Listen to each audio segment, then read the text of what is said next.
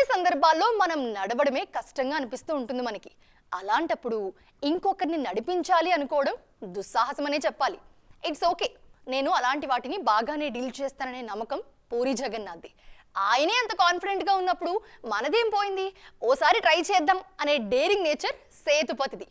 ఇంతకీ ఇద్దరు ఏం చేయబోతున్నారు?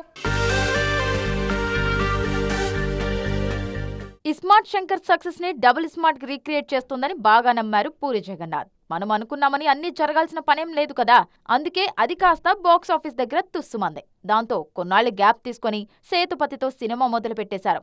మక్కల్ సెల్వన్ కి పూరి జగన్నాథ్ కి ఎక్కడ కుదిరిందా అని అందరూ ఆశ్చర్యపోయేలోపు మూవీకి గుమ్మడికాయ కొట్టేశామని అనౌన్స్ చేసింది పూరి కనెక్ట్స్. ఇప్పుడు ఆ సినిమాకు స్లమ్ డాగ్ అనే టైటిల్ ని ఖరారు చేశారు. 33 టెంపుల్ రోడ్ అనేది ట్యాగ్ లైన్. స్లమ్స్ నుంచి వచ్చిన వ్యక్తి ఎవరూ అడ్డుకోలేనంతగా ఎలా ఎదిగాడు అనే విషయాన్ని రూత్లెస్ గా రియల్ గా చూపించే ప్రయత్నం చేశారు పూరి జగన్నాథ్.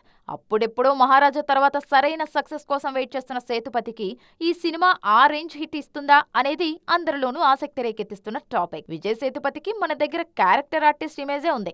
దాన్ని హీరోయిక్ గా చూపించి స్లమ్ డాగ్ ని సక్సెస్ చేయాల్సిన బాధ్యత మాత్రం పూరి జగన్నాథ్ మీదే ఉంది. తెలుగులో హీరోగా ట్రై చేస్తున్న సేతుపతి తమిళంలో జైలర్ 2లో కీ రోల్ చేస్తున్నారు. అటు సింబు సినిమాలో చేసే క్యారెక్టర్ విలనే అనే ప్రచారం కాలీవుడ్ లో స్ట్రాంగ్ గా ఉంది.